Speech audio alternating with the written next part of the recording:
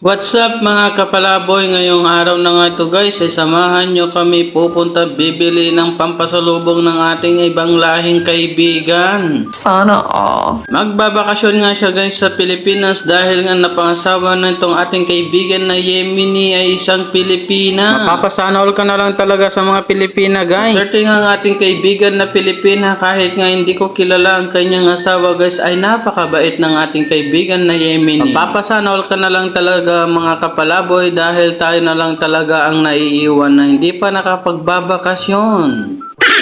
Pinag-iisipan ko nga pa kasi guys kung magbabakasyon ako sa Pilipinas dahil nga ang mahal na ng mga bilihin. Alam nyo kasi guys, dito nga sa Saudi ay hindi nga mahirap bumili ng pasalubong dahil napakamura lang. I-pass forward ko na nga guys para makita nyo na agad ang pasalubong ng ating kaibigan. Dito nga kami napunta guys sa restaurant kung saan ay pwede kang magpasalubong ng mga masasarap at matatamis na gelatin.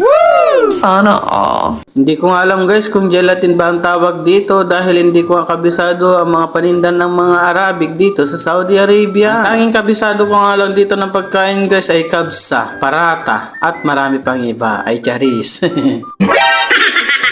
Tignan nyo naman ang ating kaibigan na Yemeni guys, ayan nga ang kanyang ipapasalubong sa Pilipinas sa kanyang pamilya. Kung kabisado nyo ito guys, ay paki-comment naman guys kung ano ang kabisado nyo dito. Hindi ko nga kabisado kasi ito guys dahil first time ko ang pumunta dito at dinala ko ng ating mga kaibigan. Kung sa kabsahan naman guys ay may alam ako, pero dito sa mga ganito guys hindi ko ang kabisado dahil hindi ko pa nga ito natitikman ay charis.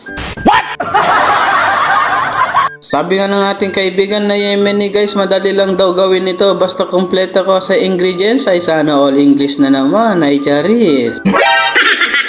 Kung kabisado nga nyo ito guys ay pag-comment naman para alam ko naman ang bibilin ko pag akong nagbakasyon ay charis sana all. Sana all. Kung interesado kang mag-order guys, ayan, i-search mo lamang o i-text mo sa WhatsApp ang kanilang number. Sana all English ay charis.